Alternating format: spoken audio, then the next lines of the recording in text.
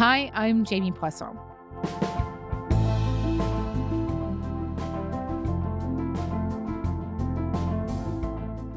The Liberals are presenting the federal budget today, but we already know one thing that they're going to be spending billions of dollars on: housing policy. On Friday, after a weeks-long drip of announcements, Housing, Infrastructure and Communities Minister Sean Fraser unveiled his full housing plan. It's not all new, but it's got tax measures, big money with a lot of strings attached to pressure the provinces, and programs to spur nonprofit housing. It targets building 3.87 million homes by 2031, and it comes out as we keep getting dire warnings about the state of our market. RBC said earlier this month that this is the worst housing affordability has ever been, and that the median household needs to spend 64% of its income to own a home. So, what is in this new plan? Is it finally ambitious enough to get back to affordability? And how long could that actually take? Housing Minister Sean Fraser is here with me to discuss.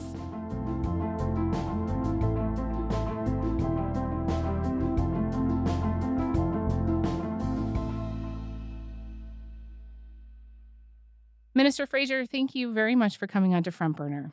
It's a pleasure to be here. Thanks so much for having me. So I am sure that you saw the Ipsos poll that says 63% of Canadians who don't own a home have given up on ever owning one. I know a lot of younger listeners feel like their interests have been sacrificed to keep older generations' housing prices high. So for them, for their sake, I just want to ask you straight out here. Do you think Canada's home prices need to fall, even though that hurts homeowners? I think that we need to adopt policies that are going to offer new products in the market at lower prices than people have now. Some of the measures we put in place could have a downward pressure on the existing market. That may not be the primary goal, but we know as we bring on more supply that will play out. One of the challenges when it comes to predicting where housing prices will go, there's a number of factors in the market that are beyond the control of any given government. When you look at interest rates, for example. But my own perspective is we need to create more supply at lower prices than exists today. There's a number of ways that you can do that. Some of it will bring more supply onto the market. And I don't think that a new apartment building somewhere in the GTA necessarily deflates the price of a single family home that exists in a suburb. But to the extent that we can build more homes, we do think that there could be downward pressure on pricing that's going to help people get into a place that they can afford. But our goal is to reduce the share of a person's income over time that they actually spend on housing. We think it's reasonable for us to try to get to a 30% threshold, whether a person is choosing to rent or to buy. But that's going to require us to create new opportunities with different kinds of homes for people to get into the market if that's what they choose. So let me just pick up on that 30% threshold there. So RBC says that currently a household needs to spend 64% of its income to carry a mortgage. So that's double.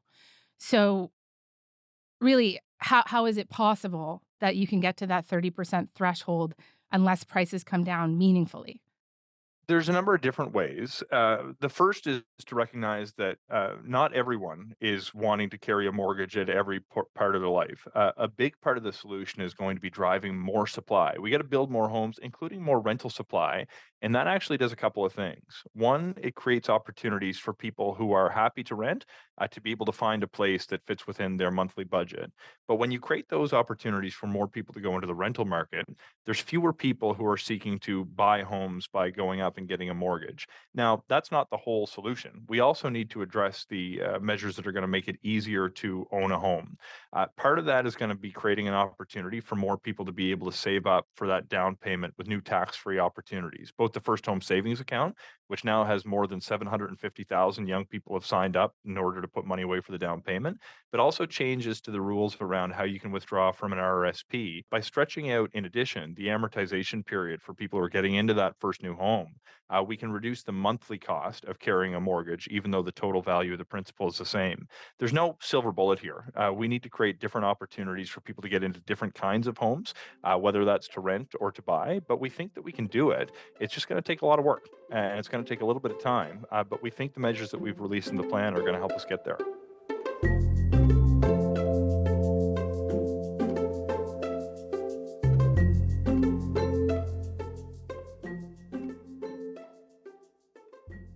I want to come back to some of what you talked about there, some of the measures you have that might make it easier to get people inside homes.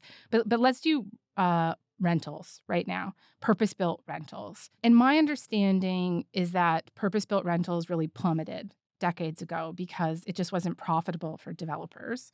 And there is a measure that you're announcing now that a lot of policy wonks had wished you had adopted years ago. And that is an accelerated capital cost allowance for apartments. And I'm sure that those words might have some people their eyes glossing over, and it might mean very little to them. So I wonder if you could explain to me what it is and why it is literally the first thing in your plan. Yeah, thanks for the question, and I think it deserves some exploration. So let's start by identifying the problem before we explain the solution. A major part of the problem that we're dealing with in the housing market in Canada is that we don't have enough homes for people who would like to be in one. One of the reasons that we don't have enough is that for years it's become very expensive to build, and more recently it's become that much more expensive. The cost of materials and supplies have gone up, the cost of land, the cost of labor has gone up, the rate of interest has increased. One thing that we can do that will help bring more supply on is by changing the equation to make the math work for the people who are going to build homes in the market. One of the main things we can do there is to reduce taxes. So previously, we removed the GST from purpose-built rentals that created immediately a 7% decrease in the cost of these new construction projects. A lot of provinces piggybacked on those that rule change to make it even more affordable. The capital cost allowance allows us to take another step in that direction to combat the increase in price that we've seen over the last number of years. What it effectively does is allows a builder to write down the cost, or rather the value of the building that they've constructed, which makes a huge difference in those early years, which allows them to press go on a project that otherwise would have sat on the shelf. There are hundreds of thousands of homes that have been permitted for construction in this country that aren't going ahead because the math that worked a few years ago when the application was made no longer holds. And if we change that equation, we expect more to come online. So the GST rebate was something that I actually spoke to the Prime Minister about in the fall. And now this accelerated capital cost allowance. People have been asking you guys to do this for years. Actually, the Liberals campaigned on the GST rebate in 2015. So why has it taken so long to bring stuff like this in?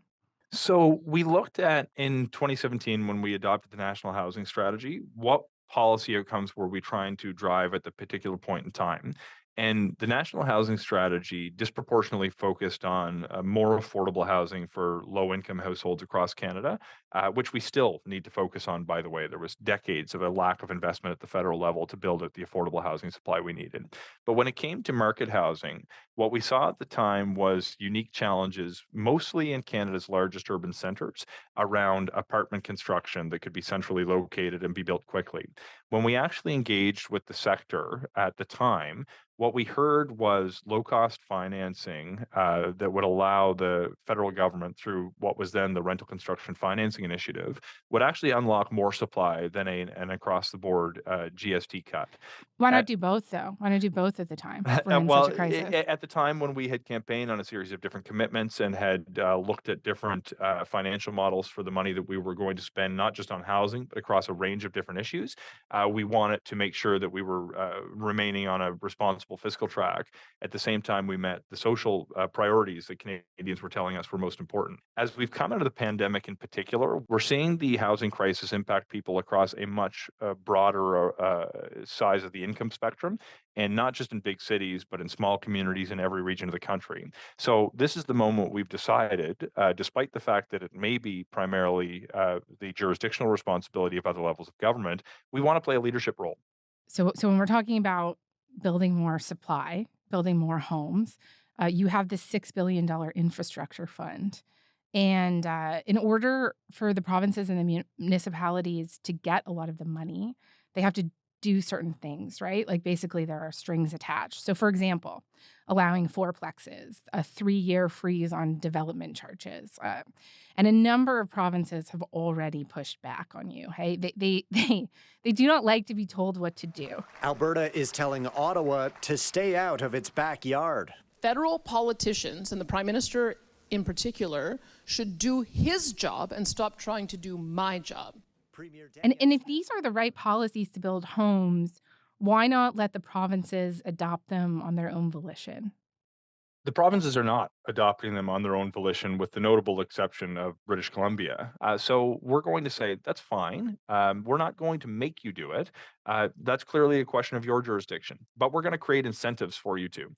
So if you want us to put money on the table for water and wastewater projects that are going to expand housing infrastructure, you got to make sure that it's easier to build the homes that we're trying to enable. And by the way, keep the costs of maintaining that infrastructure lower for municipal taxpayers by avoiding urban sprawl. If we're putting federal money on the table, which comes from Canadians, by the way, I think that Canadians deserve to see that there's a return on that investment in the form of policies that are actually going to help alleviate the housing pressures that they're feeling.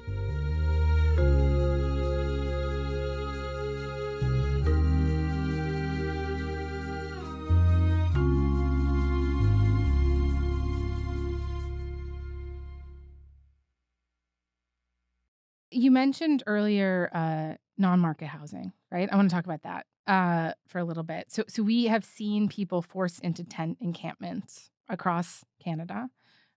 We have lost units affordable to the lowest income Canadians 11 times faster than we built them, according to one Carleton analysis. That's a striking statistic. And I know that the plan, as you mentioned, does have some measures to increase non-market housing. So what we're talking about is nonprofit subsidized housing, right? But it pales in comparison to the tens of billions of dollars that you're putting on the table for for-profit housing. So why not do more for the Canadians struggling the most here? So keep in mind, when you say tens of billions of dollars in for-profit housing, the vast majority of that is loans that actually get paid back. So the cost to the taxpayer is not tens of billions of dollars when we finance all of the construction costs of a new build, because in addition to the grants that we put on the table for non-market housing, there's also financing opportunities that go into some of those programs that would grow that number.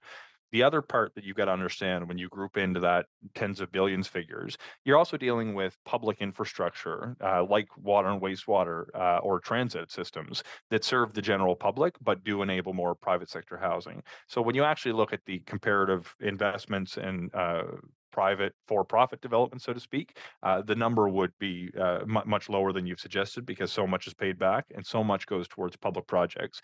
But you're absolutely right to point out that we need to do more on non-market housing. To put this into perspective, of the 16.5 million homes that exist in Canada, about 4% exist outside of the market and are reserved for low-income families operated by governments or nonprofits. The average for OECD economies is about double that at 8%. So we need to do more to even catch up to the average. This plan puts another $1 billion on the table, in addition to the billion that was in the fall economic statement, in addition to the supports that were offered through the National Housing Strategy. This is going to help build out new stock, but we can't just look at the need to build more, because you've precisely identified a major problem when you point to the rapid loss of existing low-cost units that are on the market today that fall into a state of disrepair and can't be used, or that are renovated and offered at higher rents in the market beyond the reach of low-income Canadians. That was the justification for an acquisition fund that's going to allow nonprofits to buy those units up. We also have to help communities that are dealing with very real challenges here and now around homelessness. So we're also topping up funding through the Reaching Home program, which supports communities directly, and we'll be incentivizing communities to adopt a housing-first approach to eliminate encampments, to find durable solutions for people who are living them in their community. We have to do all of these things if we're going to eliminate homelessness in Canada, which I think is the target that we must aim for. So what would you say to some experts who look at your plan and they feel that it's prioritizing the for-profit side and not the nonprofit side? Yeah, my argument is that we need to do both. We absolutely have to solve the non-market housing challenges and rapidly grow non-market supply in this country as a function of the total number of homes in this country. And we also need to solve the crisis that's playing out in the market. I think we owe an obligation to Canadians across the income spectrum and different regions to address these challenges. Personally, I always want to start by saying, let's solve the needs of the most vulnerable vulnerable. But you're starting to see in Canada potential impact, not just on an individual household level, but across communities and on our national collective productivity. Because when young people are choosing not to move to a city that would provide them with an incredible opportunity because they can't afford rent, we all lose out. And given the collective impact of the housing crisis, particularly on a generation of young people who've been priced out of the market, I think we have a responsibility as we seek to address the needs of the most vulnerable to also create a fair shot at success for people who have so much talent to give, but are unable to give it because they can't afford a place to live in the community where the opportunities for themselves and their families exist.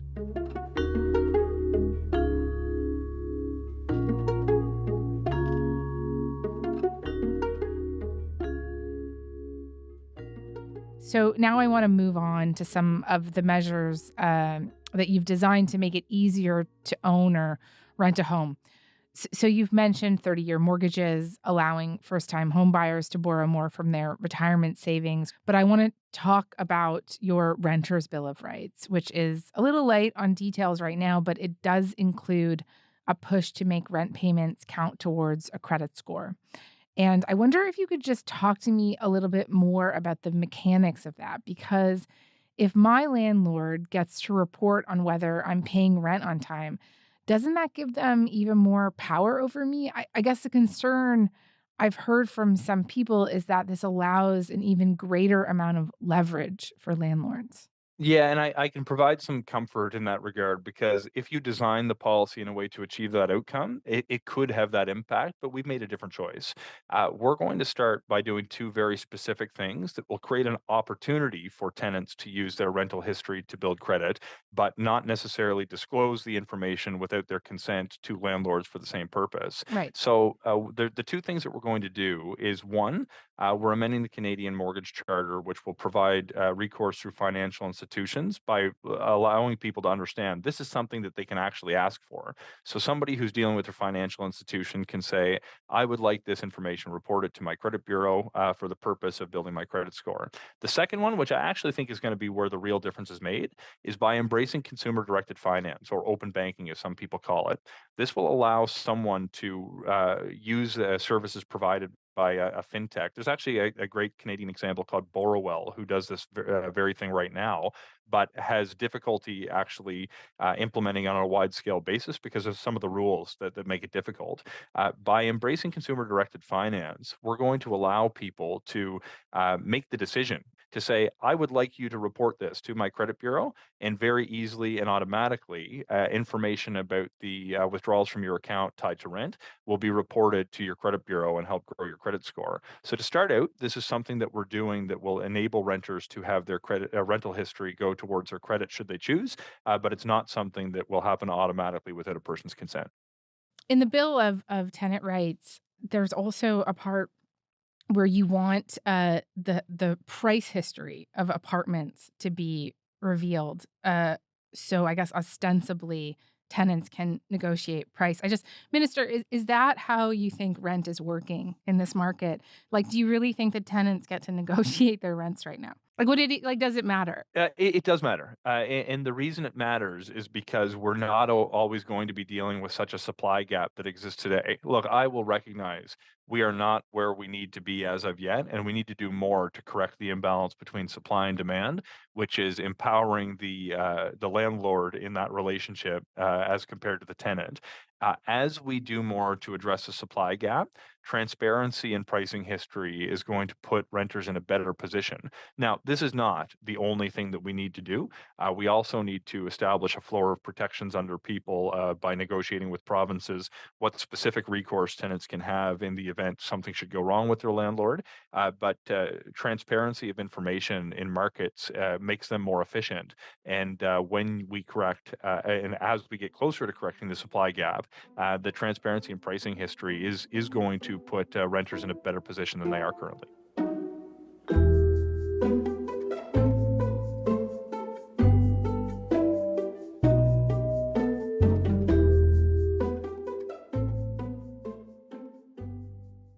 I want to talk to you about investors. So, look, researchers have raised doubts about whether a lot of the measures that you're putting in place around supply can help with addressing this issue of investors. So in Ontario, they've now replaced first-time purchasers as the biggest group of buyers and almost doubled their share of home purchases since 2011. So look, I know what you're going to say, that your plan says that banning foreign buyers and also big corporate investors is in your plan, right? But what about the huge amounts of Canadians that are just snapping up multiple homes to try and profit? Because my understanding as someone from Toronto is that a big thing that's happening here is that people are just using their existing homes for which they have a tremendous amount of equity in as sort of an ATM to buy new homes and then to rent that home. And it's like this sort of like this wild circle of people with homes in the city just making more and more money and nobody else being able to get in. Look, I can tell you, coming from small town Nova Scotia, we've seen this phenomenon play out in a way that has never happened in my lifetime during the pandemic, particularly when interest rates were incredibly low. And one of the reasons that we've got such a challenging set of circumstances, unlike anything that we've experienced during the last number of decades, is precisely the fact that people disproportionately from Ontario had either leveraged equity in their home or sold their home at a very, very high price and bought up a lot of the stock that exists in my community today, which has created a serious inflationary pressure. So you've got to realize that it's a challenging exercise to undertake. The measure to move forward with restricting access by large corporate investors to buying up single family homes is something we're going to consult on to figure out how we can do that in the most productive way. If it leads us down a path where we realize there's more to do to address the very specific set of circumstances you've mentioned, we're not going to rule that out. But we want to make sure we do it in a way that doesn't discourage somebody who's, for example, buying up an old single family home for the purpose of converting it to a multi-residential property, which would be a very positive thing. So we have more work to do to figure out specifically what we're going to do here. But we also see that the measures around short-term rentals is going to make a difference, because a lot of the people who buy houses through the very mechanism you've described are buying it not to live in and not even to rent out for the long term, but to rent it out for a few days at a time instead of providing it to a family for the long term. So if somebody wants to buy another home to rent it out to someone in their community, that's not something we're trying to prohibit. But if somebody's going to buy it up purely to hold on to it and hope that its value appreciates over time, that's not a productive use of investment in the housing sector the same way that adding new supply is. So there's some more work to do on the areas where we've signaled we are going to do further consultation. But in the meantime, I think some of these measures is going to help free up some of the supply that already exists. I know we're a little tight on time. So I will note that there are experts that would still say that allowing people to buy homes in order to rent them out is still a very big problem, and something that should be curtailed. But just before we go, Minister, this is an ambitious plan. The CMHC currently expects home prices will keep rising and reach 20% higher in 2026. So we're in that's the context that we're operating in. And, as an example, you say the now $4.4 billion Housing Accelerator Fund will fast track permits for 750,000 homes in the next decade, but only 125,000 in the next 3 years. So I just use that as an example for, how long this could take. If you could level with Canadians here, even in the best case scenario, even if everything goes great with your plan, how fast can you reasonably bring us out of an affordability crisis? Look, it's a challenging question, because the answer for different people in different parts of the country and different life circumstances is going to be different. So with every affordable housing project that opens, the housing crisis for the individuals who move into permanent safe housing will come to an end, but not for society more broadly. We think we can get to a place where we can cure the supply gap by 2031, but every day we get closer through the measures that we implement, it's going to get a little bit better. Now, day to day, month to month, there may be certain headwinds that come as a result of factors outside of the control of a given government, including interest rates, for example. But we do think we can steadily make progress over time. Some of the measures that we put in place, we expect to have a very quick impact. The measures around mortgage fraud and around short-term rentals have the opportunity in a short period of time to actually relieve some pressures. The measures around home construction, when we're dealing with apartment buildings that sometimes take 3 years just for the construction of a new building, obviously will take a little bit more time. So we've put ourselves on a pace where we think we can get to an incremental 2 million homes, which will more than address the supply gap that exists today by 2031. I'm not going to tell people we can fix a problem that's grown over decades in a matter of a few months. That wouldn't be honest, and no one would believe me. But I don't think people need to believe in a promise from me. I'm asking them to look at the actual plan that we've tabled. This is the most comprehensive set of reforms in generations in this country, designed specifically to help people who've been priced out of the market and disproportionately help a younger generation of people who've been priced out of the market. I'm one of the few cabinet ministers who's still in his 30s, and I can tell you, everybody at home my age and younger that I talk to is consumed with this issue. I owe it to them, and I owe it to people my age and younger right across the country to do everything that we can to solve the housing crisis, and I think this plan gets us there.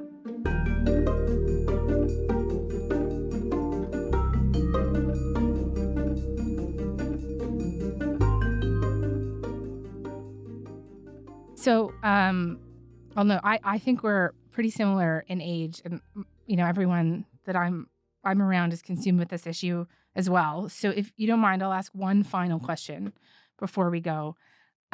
What might you say to one of those people listening right now who's hearing you and might be thinking to themselves, "I like a lot of what is in this plan. This sounds like a good plan." But they don't trust your government to actually do it because they feel like they've heard too many broken promises from you guys. They feel like you have been the ones in charge when the price of homes got completely out of control. It was already very high when you came to power. And what would you say to that person who might be thinking that the only reason you're tabling this plan now is because, frankly, your poll numbers have tanked and people, especially young people, are leaving you in droves? So the first thing that I would say is don't believe me or someone else because of what we say during the press conference. Take a look at the policy measures that we're proposing. Read about what people who know about housing policies have to say about what we have on offer and about what our political opponents have on offer.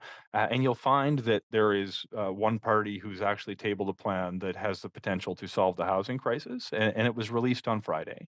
I think that a dose of skepticism in a democracy is actually a very helpful thing. And if people approach policies not based on who's posting what on Twitter, but what the policies actually say and whether they're going to help them, we'll all be better off.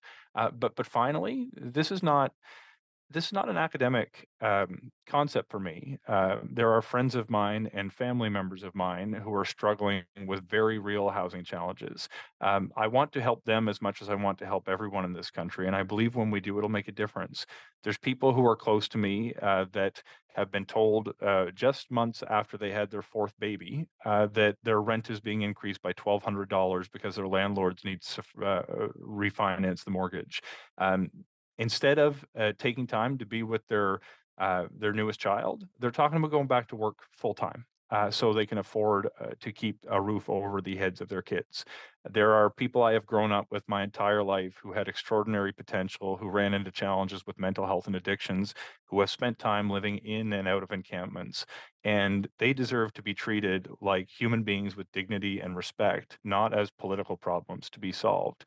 There are people very close to me who want to be able to live in the community where they grow up so they can raise their kids in the same community where their parents raised them. I don't think that's too much to ask. And I think we've put a plan, not just words, a plan on offer that will help us get where we need to be to help those people and people like them across the country. So this is a personal exercise in trying to support people I know who've been impacted, not because they're close to me, but because I know that they represent the stories of young people in every part of this country, and I think we can do more to help. So you don't have to take my word for it. Do an analysis of the plan on your own, and I hope you see yourself in it. Okay. Minister Fraser, I want to thank you very much for your time. I know you've gone over with us, so we appreciate you doing that. Thank you. Of course, anytime. I'll look forward to our next chat.